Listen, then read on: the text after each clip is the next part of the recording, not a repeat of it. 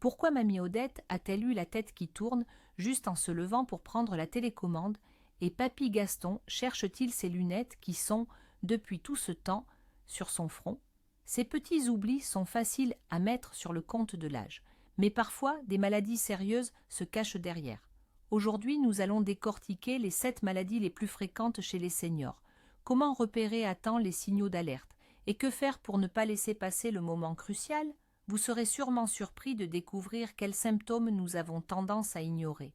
Après 60 ans, le corps commence à marquer le pas.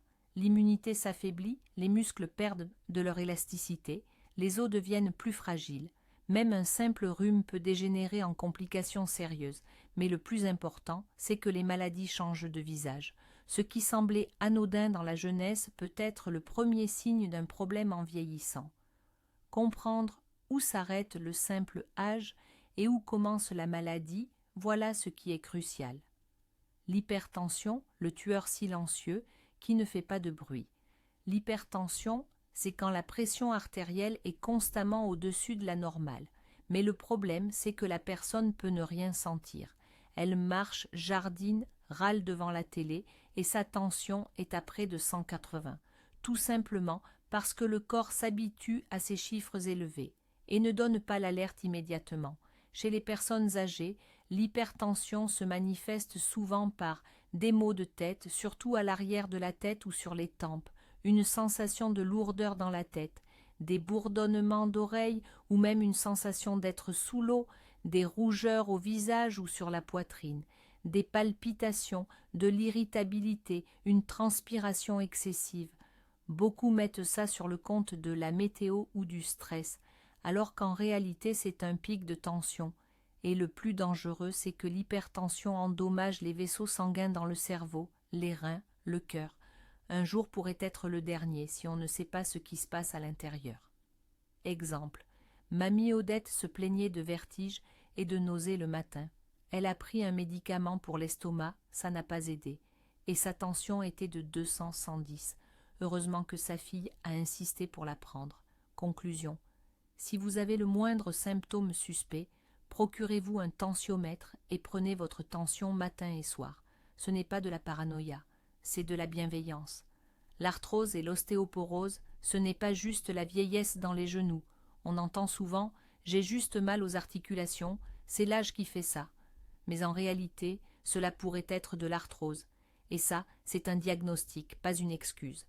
L'arthrose, c'est quand les articulations s'usent, le cartilage disparaît, les os commencent à frotter les uns contre les autres. Que ressent la personne?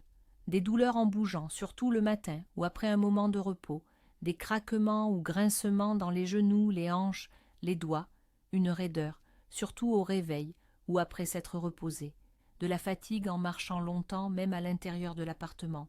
Et maintenant, ajoutons l'ostéoporose et vous avez le double de problèmes. L'ostéoporose, c'est quand les os perdent leur densité. Ils deviennent poreux et fragiles, comme de la mousse. De plus, elle peut se développer pendant des années sans douleur. Et soudain, la personne se penche, soulève une casserole, éternue et fracture. Les fractures du col du fémur sont particulièrement redoutables. Ce n'est pas seulement une douleur, cela peut clouer la personne au lit pour longtemps. Exemple, papy Gaston a glissé dans la salle de bain, il s'est légèrement cogné, apparemment rien. 2 jours après, gonflement, douleur, radio, fracture de compression vertébrale, simplement parce que ses os s'étaient affaiblis. Conclusion, si les articulations craquent et que la personne a peur de monter les escaliers, n'attendez pas. Faites une radio, faites tester le taux de calcium et de vitamine D dans le sang. Ajoutez des exercices doux et une alimentation qui soutient les os. Le diabète, quand le sucre nuit même sans en manger. Le diabète de type 2 est quelque chose qui reste longtemps silencieux. Il s'insinue lentement, discrètement, et quand les symptômes sont évidents, les changements dans le corps sont déjà bien avancés. Ce à quoi il faut faire attention, soif constante même la nuit, envie fréquente d'uriner, sécheresse de la peau, surtout sur les mains et les pieds, fatigue inexpliquée, comme si la batterie était à plat, mauvaise cicatrisation des plaies et des éraflures, démangeaisons dans la zone intime, perte de poids soudaine ou, au contraire, prise de poids sans raison. Beaucoup pensent « mon sucre est normal, Je ne mange pas de bonbons. Mais il ne s'agit pas que de sucreries. Il s'agit de la façon dont le corps assimile le glucose.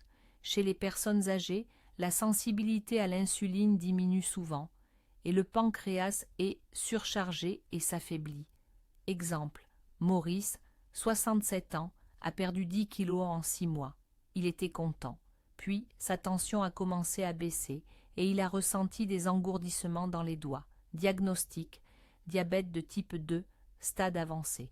Conclusion, au moins une fois par an, faites une prise de sang pour la glycémie et l'hémoglobine glyquée. C'est simple, c'est rapide, cela peut sauver vos jambes, vos reins et votre vue.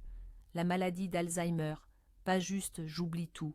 Nous oublions tous des choses parfois, où sont les clés, où on a mis la télécommande, pourquoi on est allé à la cuisine. C'est normal, mais si l'oubli devient quotidien, cela peut être un signal d'alarme. Alzheimer est une maladie du cerveau qui affecte la mémoire, la pensée et le comportement. Elle se développe lentement, sournoisement, et au début ça ressemble à « eh bien, c'est l'âge, que voulez-vous » Symptômes auxquels il faut faire attention. La personne oublie les événements récents, mais se souvient parfaitement de ce qui s'est passé il y a 30 ans. Répète la même question plusieurs fois de suite, ne reconnaît pas les lieux familiers ou se perd en rentrant à la maison. Difficulté à trouver les mots dans une conversation normale. Le comportement change, irritabilité, retrait, suspicion. Exemple, mamie Odette a commencé à confondre les moments de la journée, elle pouvait se réveiller la nuit et se préparer à sortir faire des courses. Ça ne semblait pas grave. Mais un jour, elle n'a tout simplement pas pu se souvenir du nom de sa voisine, avec qui elle parlait depuis 10 ans. Conclusion, ne paniquez pas au premier signe. Mais si l'oubli gêne la vie quotidienne, c'est une raison de consulter un neurologue. Au stade précoce, il existe des médicaments et des programmes qui ralentissent l'évolution de la maladie. L'AVC, il ne demande pas si vous êtes prêt. Un AVC est une interruption aiguë de la circulation sanguine dans le cerveau. En termes simples, le sang ne parvient plus à une certaine partie du cerveau et les fonctions commencent à s'éteindre. Important, un AVC peut survenir soudainement, sans avertissement, mais souvent, il donne des signes. Il est crucial de ne pas les rater. Voici ces signaux, un engourdissement soudain dans un bras, une jambe ou une moitié du visage. La parole devient pâteuse, comme si la personne était ivre. La coordination est altérée, il est difficile de tenir des objets. Un œil ne voit pas ou la vision est double. Vertige, faiblesse, perte de conscience. Il existe un test simple. Demandez à la personne de sourire, de lever les 2 bras et de dire une phrase simple. Si l'une de ces 3 choses échoue, appelez le 15 d'urgence. Plus vite vous réagirez, plus grandes seront les chances que la personne récupère.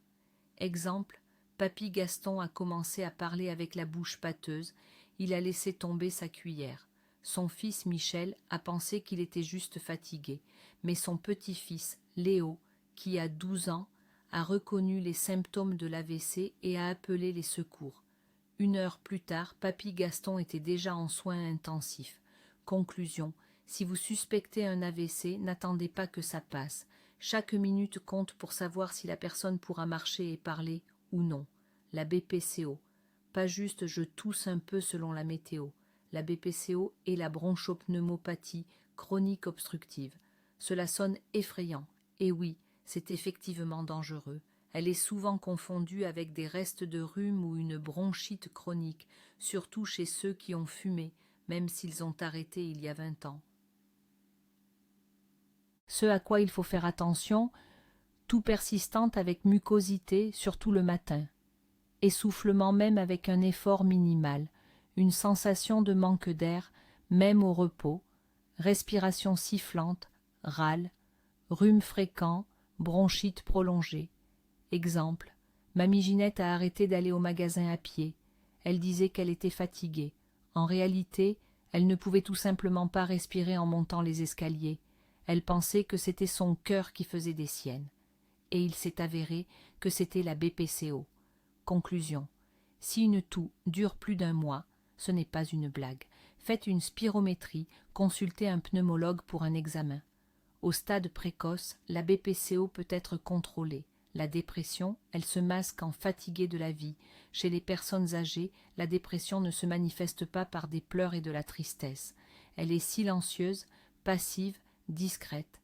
Et souvent, les proches l'aperçoivent comme « il est juste devenu grincheux » ou « il en a marre de tout ». Voici ce à quoi il faut faire attention. La personne se replie sur elle-même, ne veut plus communiquer, a perdu tout intérêt pour ses activités préférées, dit que la vie est finie, que tout est inutile. Son sommeil est perturbé, elle a perdu l'appétit et du poids. Peut se plaindre de douleur, mais les médecins ne trouvent rien.